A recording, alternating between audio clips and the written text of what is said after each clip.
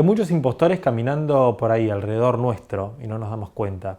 Cuando hablo de impostores, hablo de personas que no se muestran tal cual son, que hay algo que interiormente las vence y que no les permite desarrollar todo lo que podrían desarrollar si se descubriesen y se permitiesen ser en toda su potencialidad.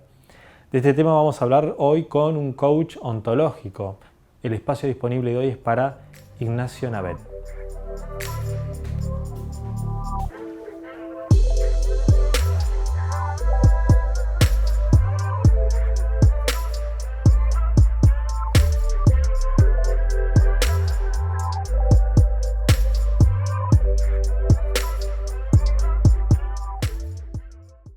Ignacio Nabel, gracias por acompañarnos. Muchas gracias, Emilio, por la invitación. Un placer estar acá. Por favor. Ignacio, vamos a charlar sobre un tema que está muy en boga, muy de moda. No sé si de moda no me gusta la palabra, muy en boga, y que es el síndrome del impostor. Hemos escuchado por ahí hablar muchas veces de este concepto, pero no llegamos, o por ahí no nos hemos tomado el tiempo para profundizar en el mismo, ¿no? Si tuvieses que definir rápidamente para después poder desentrañarlo, ¿no? ¿Qué es el síndrome del impostor? Bien, mira, en pocas palabras, de un modo simple, llano, es un fenómeno psicológico, por supuesto, que atraviesan algunas personas, por el cual se les hace muy difícil reconocerse méritos o aciertos en cualquier orden de la vida en el que tengan interés, ¿sí? Generalmente, incluso cuando se hace evidente que acertaron, por poner un ejemplo, una persona que tiene que vender en su trabajo X cantidad de unidades de algo y excede por mucho esa cuota de ventas, es evidente que acertó, se convence a sí misma esa persona de que el resultado que obtuvo es fruto de la casualidad, de la suerte o de su capacidad de convencer a otros de que es mejor de lo que realmente es. Y bueno, con ese temor, ¿no?, de ser descubierto, la verdad que se vive un estado de tensión muy grande, ¿no? A mí me gusta llamarlo como el mal de nada es suficiente. Bien. El mal de nada es suficiente, nada alcanza, siempre falta un poco como para estar contento con lo que uno hizo, con lo que uno logró. Tal cual. Y digo, ¿cómo podemos, en el día a día, ¿no? ¿Cómo podemos darnos cuenta de que estamos siendo traicionados? ¿Se puede usar la palabra traicionados? Sí, puede ser traicionados, influidos tal vez. Influidos por ese impostor que llevamos dentro y dejamos de lado lo que verdaderamente somos y con ello, nada, toda nuestra potencialidad, todo aquello que podríamos desarrollar si no nos autosaboteáramos, ¿no? Bueno, a ver, todo para mí tiene que ver con el origen del síndrome del impostor. Esto muchas veces nos damos cuenta o podemos percibir que estamos siendo afectados por este síndrome, por este personaje que tenemos dentro, cuando nos comparamos mucho con los demás. Si nos encontramos midiendo la valía de lo que hacemos en función de lo que hacen los demás, es un buen indicador. Y tiene que ver con el origen del síndrome del impostor. Las personas, ¿cómo empezamos a desarrollar esto? ¿De dónde nace o por qué tanta gente? Se habla de aproximadamente el 70% de la población mundial que en algún momento o en algún ámbito se sintió así. Wow, es un montón. Es muchísimo. Y tenemos un porcentaje estimativo de cuántos a diario se mueven siendo... ¿Cuántos impostores vemos por la calle? Lo desconozco, no sé. Desconozco si existe una estadística al respecto, pero sí que muchísima gente, incluso gente muy conocida y a los ojos de la sociedad muy exitosas. Podemos hablar de Michelle Obama, Albert Einstein, que ha manifestado eso, Meryl Streep, la actriz ganadora de 3 Oscars, nominada como más de 20 veces, la protagonista de El Diablo se viste a la moda, Los Puentes de Madison, han manifestado sentirse así. Y nace de una percepción errónea acerca de los demás y no de nosotros mismos. Cuando nosotros somos niños, lo que nos pasa, generalmente somos criados por alguna figura de autoridad, papá, mamá, un tío, un abuelo, alguna otra persona que nos haya criado. Y claro, hasta el niño más osado, frente a esas figuras de autoridad, es incapaz de hacer muchas cosas que para esa persona son totalmente naturales. Manejar, hacer una torta, una milanesa, lo que fuera. Y se empieza a generar en la mente del niño o de la niña esta idea de que hay una brecha insalvable entre las personas más honorables que conocemos y nosotros. el sistema educativo esto lo acrecenta muchísimo más. Bueno, eso es lo que te iba a preguntar. Sí. O sea, desde chicos, ¿no? En la escuela estamos acostumbrados a competir. Por quién tiene la mejor calificación, después un poquito más vienen las competencias deportivas, Total. después viene la competencia por el título universitario y por ver quién tiene la mejor calificación. Y eso redunda en conseguir un mejor o no puesto de trabajo.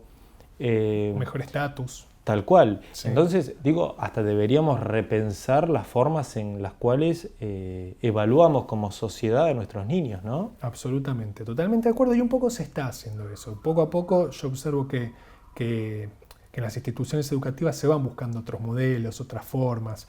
Hoy existen otro tipo de escuelas, las Waldorf, por ejemplo. Tal cual. Que están más en boga, ¿no? más demandadas también. Ahora, claro, ¿qué pasa? Cuando nosotros vamos a la escuela, a la universidad y demás, ¿por qué se nos premia? Se nos premia por tener respuestas, no por tener preguntas. De hecho, si preguntás demasiado, alguna pregunta es bienvenida, pero si preguntás demasiado ya te empiezan a mirar de reojo. ¿Qué pasa? Esta persona no entiende. ¿Sí? Es medio burro, ¿no? Hasta en algún caso un poco extremo. ¿Y qué aprende uno? Que no saber, no entender es un problema y que hay una gran brecha entre el que entiende, el que sabe, el que está en lo correcto y yo. Tal cual. Y eso se va acrecentando después en nuestro ámbito laboral, aun cuando aprendemos cosas nuevas, habilidades nuevas, competencias nuevas, lo que termina sucediendo es que nuestro círculo social también se amplía. Entonces, aun cuando yo puedo sentirme bien con mi trabajo, conozco a esta persona que tiene el físico que me gustaría a mí. Y me empiezo a matar entrenando y después conozco a este que tiene mi edad pero gana mucho más plata que yo. Y así me voy. Y resulta que cuanto más me voy superando, la meta, ¿sí? O la línea de llegada se va corriendo un poquito más. Sí. ¿No? Y el gran problema de esto es, bueno, todos podríamos reconocer que las personas tenemos distintas habilidades, distintos talentos, pero vivimos en una sociedad que, nos gusta o no, ensalza algunas de estas habilidades y desprecia otras. A ver, las premia, te dan la bandera de ceremonias. Exacto. Porque tenés buenas calificaciones, ¿no? Exacto. Por siempre ponías un ejemplo que es clarísimo al respecto. Yo siempre tuve una muy mala relación con la educación física en el colegio. Fui malísimo para todos los deportes. Sí. El que vos quieras, fui malísimo. Y después me llevó muchos años reconciliarme hasta que entendí que era una cuestión que hacía a la vida diaria, que la necesitaba para tener una vida sana, y le entendí o le tomé la beta por ahí. Pero me tomó muchísimo tiempo poder reconciliarme con esa área de mi vida, no solo con una disciplina, que sería lo de menos, ¿no? Y acá en tu libro, que es buenísimo, Jaque al Impostor, yo lo leí antes de venir, y que está dedicado, te lo agradezco. Un gusto. Propones un ejemplo que a mí me causó mucha gracia. La gente que dice... yo no sirvo para la matemática nunca fue lo mío. Pero después son excelentes administradores de las cuentas de su hogar. ¿No? Entonces vos decís, bueno, tal vez lo tuyo no son los cálculos matemáticos complejos, ¿no? Pero pudiste tener una economía familiar exitosísima, aún con pocos recursos, ¿no? Exactamente. El tema es este, ¿no? Que, como decías vos también con tu caso con la educación física, a partir de eso construimos identidad. Absolutamente. Construimos identidad. Y después nos hacemos la idea de que eso soy yo. Y eso soy yo. En realidad eso no soy yo. Fue un momento de mi vida, o mi vínculo con una determinada disciplina en un momento de mi vida, y que puedo aprender a vincularme de forma distinta con eso, como mencionabas recién a vos, con el cuidado de tu salud física. Tal cual. Es lo que a mí me pasó. A mí no me pidas que te juegue un partido de fútbol, porque no lo sé hacer. Ahora después tengo mi rutina de gimnasia, voy al gimnasio, qué sé yo, pero no espero tener un gran cuerpo. Pero nada, lo veo por el lado de la salud y entendí la beta por ahí. Y charlando justamente con uno de los profesores, me decía esto. O sea, tenemos que dejar de... Un profesor de educación física, ¿no? Que podría promover todo lo contrario y él ganaría hasta más plata con esto. Me decía, yo no creo en esta idea de la competencia por la competencia en sí misma, sino la educación física o la formación física como una cuestión que apunte a la salud integral de la persona, ¿no? Y ya también me acordaba ya Daniel Goleman en la educación emocional habla de este fallido, si querés, en las pruebas, en estas evaluaciones de coeficiente intelectual, donde se premia al que tiene un mayor coeficiente intelectual pero que claro, vos, digamos, esa persona puede memorizarse este libro, ir a repetirlo o bloquearse emocionalmente y ser un fiasco y tener un pésimo examen. Cuando existen un montón de tipos de inteligencia, y eso hoy es cual. conocido, está demostrado, tal vez en esa época cuando Daniel Goleman publica su libro de inteligencia emocional, sí. se percibía que lo único que tenía que ver con la inteligencia era el coeficiente intelectual, pero hay muchísimos tipos de inteligencia: inteligencia motriz, inteligencia musical, inteligencia racional, si se quiere, no numérica, analítica. Tal cual. Pero bueno, sesgarnos a que solo una de ellas tiene valor, que esto tiene que ver con la corriente racionalista en la que vivimos en los últimos 500 años, ¿no? No es que nadie juzga esto por malo, digamos, vivimos en un mundo racionalista donde se le da mucha importancia a la razón y nos ha permitido desarrollarnos científicamente, como sociedad, como especie, etc. No está mal que así suceda, pero cuando suceda un punto tal que perdemos de vista todas las otras inteligencias, bueno, termina generándonos distintos tipos de dolores. Totalmente, totalmente. Vos comenzaste a escribir este libro, que es un testimonio personal, por lo menos en una primera parte, por lo menos todo el primer capítulo, y después va echando, ¿no? En un contexto incluso hasta adverso para todos, que fue el contexto de confinamiento, de pandemia, ¿no? Pero más allá del contexto, lo que me interesa es por qué decidiste, compartir con otros algo que vos estabas viviendo. También mencionaste que grandes artistas como Meryl Streep y demás les había pasado, pero no escribieron un libro sobre esto. ¿Por qué decidiste compartirlo? Y bueno, nada, ¿cómo has desarrollado un poco tu carrera? Bueno, a mí un poco lo que me pasó, yo trabajo como coach, ¿sí? Además como capacitador, pero en mi práctica de coaching me encontré con muchas personas a lo largo de mi vida, de mi trayectoria, con muchas personas sumamente competentes, las podríamos ver como exitosas, sí, claro. ¿sí? Con grandes resultados en sus distintas áreas de trabajo, que tal vez acudieron a mí porque estaban deseando hacer un cambio profesional, hacer alguna actividad que les reportara más bienestar o más acorde con sus preferencias, y a pesar de todos los logros que estas personas tenían, me manifestaban esto: mira, no me siento capaz. Típico ejemplo es la persona que es muy buena vendiendo. Esto lo menciono mucho porque es impactante. Sí. Es muy buena vendiendo algo que no es propio. Y cuando se tiene que vender a sí misma un servicio, una habilidad que tiene, hasta le da vergüenza cobrar. No, ¿cómo voy a cobrar? Dicen, no. Y me sorprendió tanto que, bueno, me propuse investigarlo, indagarlo, sabiendo que yo también había pasado por ese lugar. Y bueno, fui de a poquito en mi práctica desarrollando distintas herramientas, distintas estrategias para ayudar a mis clientes.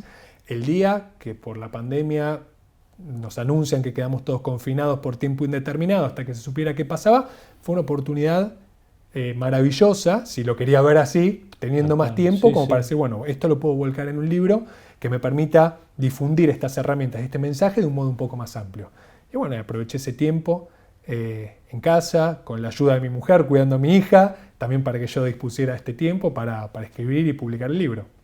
Tal cual, y más ahora que, digamos, necesitamos de emprendedores y emprendedoras que venzan a su impostor o su impostora y bueno, se animen a emprender lo que sea.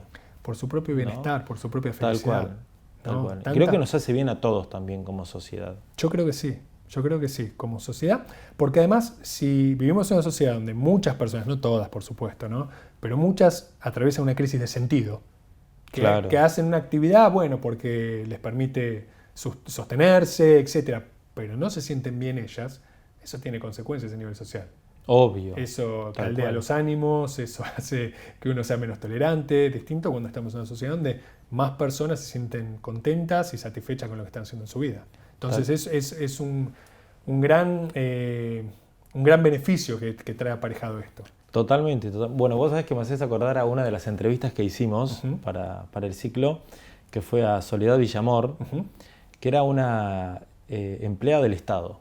La ciudad de La Plata es una ciudad administrativa, trabajaba en un ministerio y se dio cuenta que eso no la llenaba.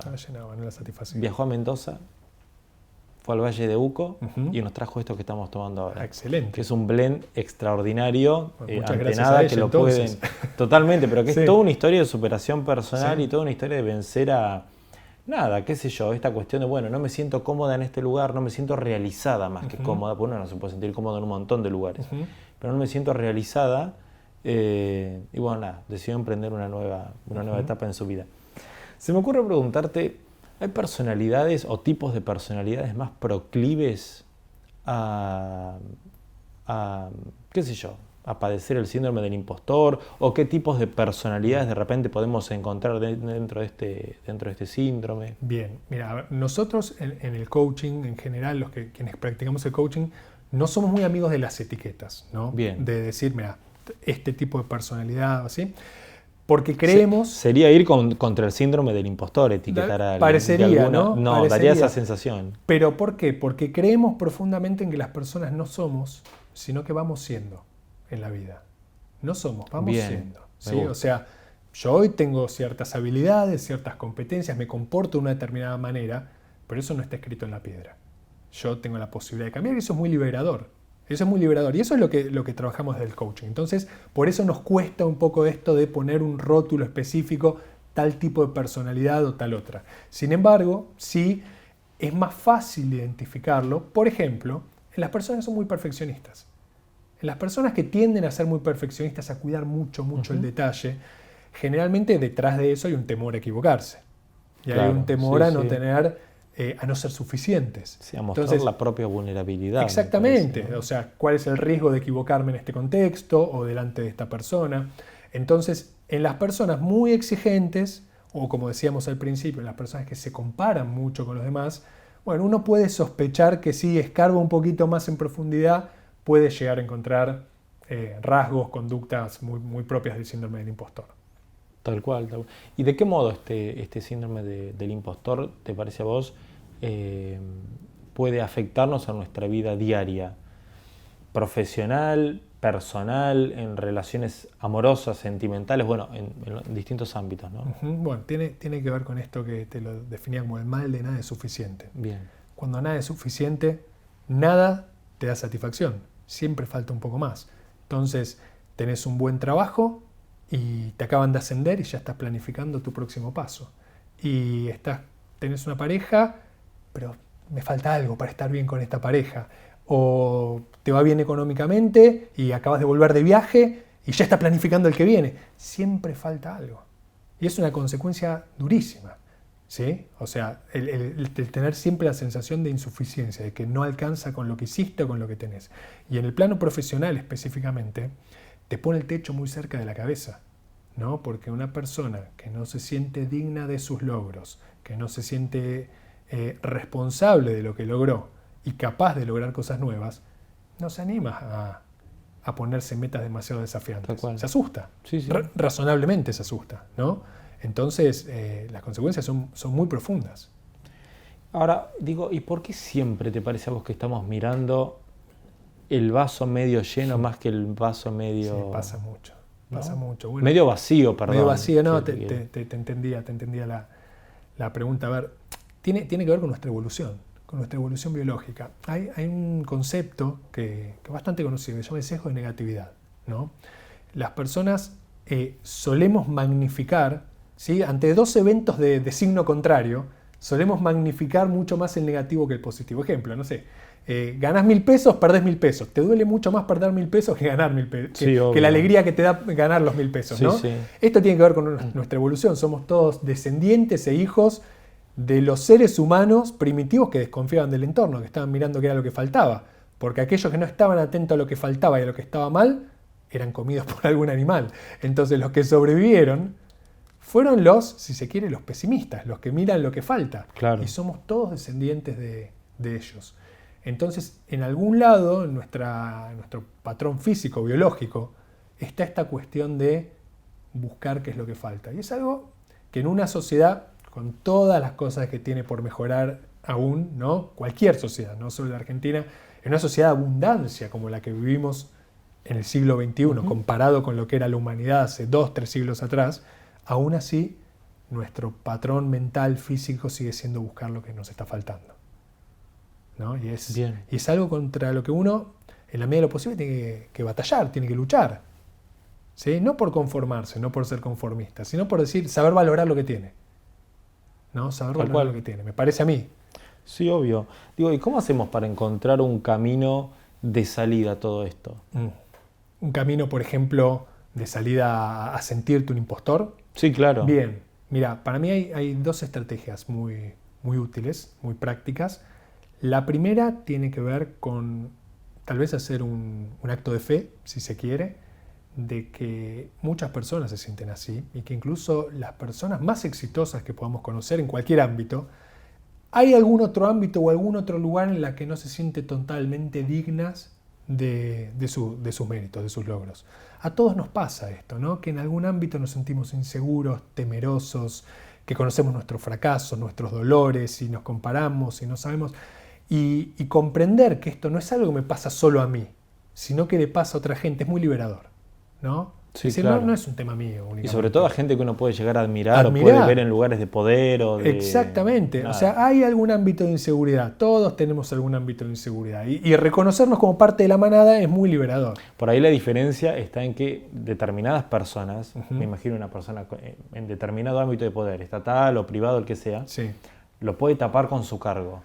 Lo puede tapar con su cargo, sí. ¿No? Sí, o con otras herramientas que tiene, por ahí lo Y logra. nosotros no conocemos qué le pasa cuando llega a su casa, se saca el traje, o la mujer se saca el maquillaje o lo que sea, y se ve al espejo y dice, wow, soy una impostora. Es que en honor a la verdad, todos mostramos, sí, una imagen bastante editada de quiénes somos. Pero no por mala intención, porque no podemos mostrar todo lo que somos. Siempre mostramos una imagen parcial de lo que somos, ¿sí? Yo en algunos ámbitos hablo de mi profesión, en otros ámbitos hablo de otras cosas, pero no hay quien conozca todo lo que pasa alrededor de mi vida, sería imposible. Entonces, claro, muchas veces no vemos cómo se siente realmente la persona en otros ámbitos. Lo conocemos, no sé, en el ámbito de su trabajo, de su profesión, del cargo que tiene, Tal cual. y no vemos todo lo demás, ¿sí? Y volviendo a tu pregunta de cómo lidiar con esto, uno es hacer este acto, este salto de fe, ¿no? De confiar en que a todos nos pasa, y otro también es amigarnos con el impostor, ¿no? Porque si uno lo mira con un poco de sutileza, el sentirte un impostor, el decir que no alcanza lo que hiciste, también tiene su lado noble, también tiene su lado luminoso. Es esa fuerza que te va impulsando a superar. Sí, sí, decir, obvio. mirá, a ver, si Emilio pudo esto y yo lo conozco y lo admiro, tal vez yo también pueda. Y me impulsa a eso, ¿no? El problema es que, para mí es comunicacional el problema. Este personaje que tenemos adentro te quiere impulsar, ¿no? Te quiere impulsar, pero en vez de ser un mentor que te exige, pero es compasivo, que sabe cuándo parar, es un tirano codicioso, insaciable, que te dice que nada alcanza, ¿no? Entonces, reconocerlo, ya sacarle el velo, decir, vos estás acá, me estás hablando, es un salto enorme para vincularte de otra forma, ¿no? Es como el personaje, bueno, el nombre no me lo acuerdo, de Meryl Streep en El Diablo Viste a la Moda. Sí, no me acuerdo ahora. No, es Miranda Presley. Sí, algo Miranda así. Presley. Tal cual, que está basado en un caso real. Sí, total. Pero claro, hay mucho de impostora en ese personaje. Absolutamente, ¿no? porque después cuando veía la vida, cuando la chica que trabajaba para ella ve su vida real, su vida familiar, sí, sí. no se sentía tan segura Miranda Presley en su vida personal como se mostraba en su trabajo. Totalmente. ¿Qué estrategias podemos tomar a partir de esto Sí. para vencer a nuestro impostor? Uh-huh. A mí me gusta, hay muchas, ¿no? Pero a mí me parece que hay dos que son fundamentales, ¿no? Que cuando nos enfrentamos a este impostor o a esta impostora, generalmente sucede cuando queremos hacer un cambio, cuando queremos aspirar a otra cosa, como esta chica que nos trajo que nos compartió este vino, ¿no? Y ahí hay dos estrategias que funcionan bien.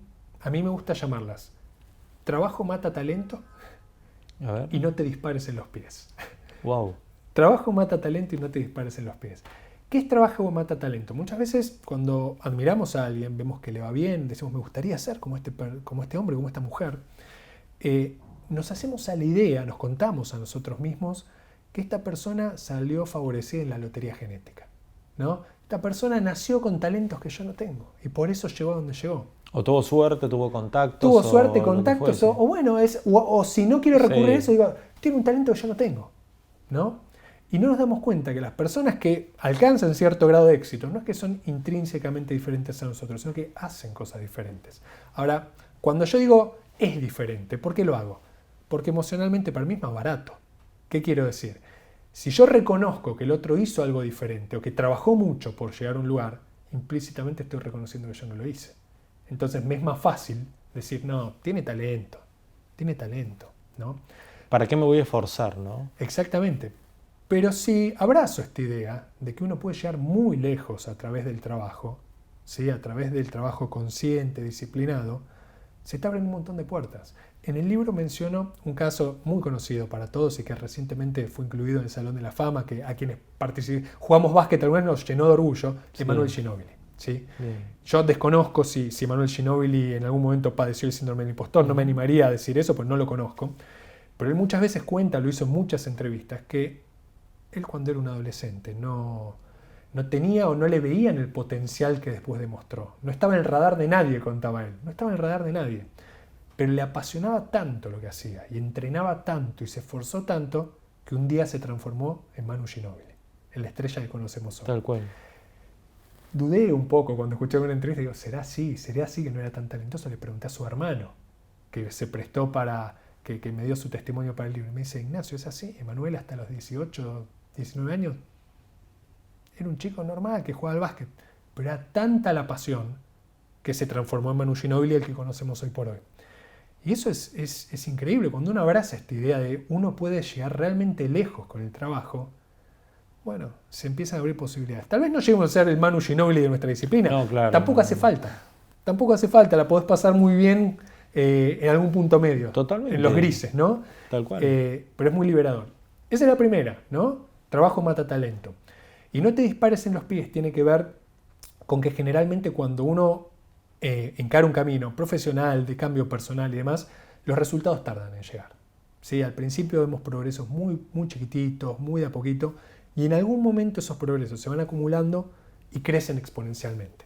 ¿Sí? Eso está comprobadísimo, pasa en todas las disciplinas, pero en esta búsqueda de gratificación instantánea, inmediata, que todos tenemos, a veces cuando vemos que los resultados no llegan, tiramos la toalla, buscamos gratificación en otro lado, y al hacerlo, perdemos la posibilidad o ese potencial de que estos éxitos se acumulen y un día traigan resultados exponenciales. Y a mí me gusta llamarlo no te dispares en los pies, porque digo, cuando haces eso, por ahí crees que estás celebrando, que estás consiguiendo un pequeño triunfo, pero te estás pegando un tiro en los pies, en definitiva, porque te estás perdiendo de un triunfo mucho mayor que te está esperando si sos consistente, si sos persistente, si no soltás ese objetivo que estás buscando alcanzar. Totalmente. Tengo que hacer una última pregunta picante. ¿Picante? Picante. A ver. O sea, quienes hemos leído tu libro, sabemos que no, Sí. pero quienes aún no lo han leído, y Ok. esperemos que sean muchos, yo se los recomiendo, Jaque al Impostor. Sí. ¿Cómo puedo diferenciar esto de un libro de coaching o de ayuda que me va a servir concretamente a un libro de autoayuda? Okay. Porque cualquiera que pueda estar mirando esta entrevista, puede decir, es autoayuda. Ok. Por empezar, yo en lo personal no tengo ningún juicio ni prejuicio en relación a la autoayuda, digamos. Bien. Habría que desenmarañar un poco el concepto o resignificarlo el concepto de autoayuda, ¿no? Es verdad que muchas veces la autoayuda... Yo lo digo con una carga peyorativa, exactamente, ¿no? se lo asocia a veces con cuestiones esotéricas, Totalmente. pero el rubro de la autoayuda es un rubro que abarca desde la medicina hasta la productividad, pasando por un sinfín de temáticas. Entonces, primero eso, ¿no? Y por otro lado, necesitar ayuda, para mí la ayuda tiene que ver con cualquier cosa que uno hace para moverse hacia adelante, en algún ámbito de la vida, en el ámbito emocional, en el ámbito profesional, en cualquier ámbito de la vida. Entonces, desde esa perspectiva, yo creo que el buscar ayudarse o el precisar ayuda de otra persona es algo más virtuoso que no, ¿sí? Me parece que pasa por ese lado. De todas maneras, es un libro que tiene una parte, si se quiere, un poco que intenta ser levemente motivacional, ¿sí? Como para incentivar al lector a que se movilice. Bueno, claro, sí. Pero tiene una parte muy táctica también. Yo tal vez de profesión de base soy licenciado en administración, entonces soy de tener mucho los pies en la tierra, y tiene herramientas tácticas como para decir, bueno, ok, una vez que defino lo que quiero hacer, una vez que me siento con ganas de desafiar a este impostor, concretamente, ¿qué hago? ¿Cómo planifico mi transición? ¿Cómo hago para que el tiempo me rinda? ¿Cómo hago para hacerme cargo de los costos que a veces tiene un cambio profesional? Entonces, yo creo que equilibra las dos cosas y por eso, si queremos ver la autoayuda de un modo peyorativo, creo que no encajaría tanto dentro de ese patrón mi libro. Buenísimo, buenísimo. Ignacio, mil gracias. Vayan a comprar Hack al Impostor, no sé en qué cámara, en esta, Hack al Impostor de Ignacio Navem, Vence al enemigo interior y relanza tu carrera. Así es. Está muy, muy bueno. Yo lo leí, bueno, obviamente antes de esta entrevista, pero ya venía escuchando hablar del tema y por eso me pareció interesantísimo poder compartirlo con los televidentes. Bueno, Emilio. Ignacio, mil gracias. Muchas gracias a vos por la invitación, un placer. Por favor.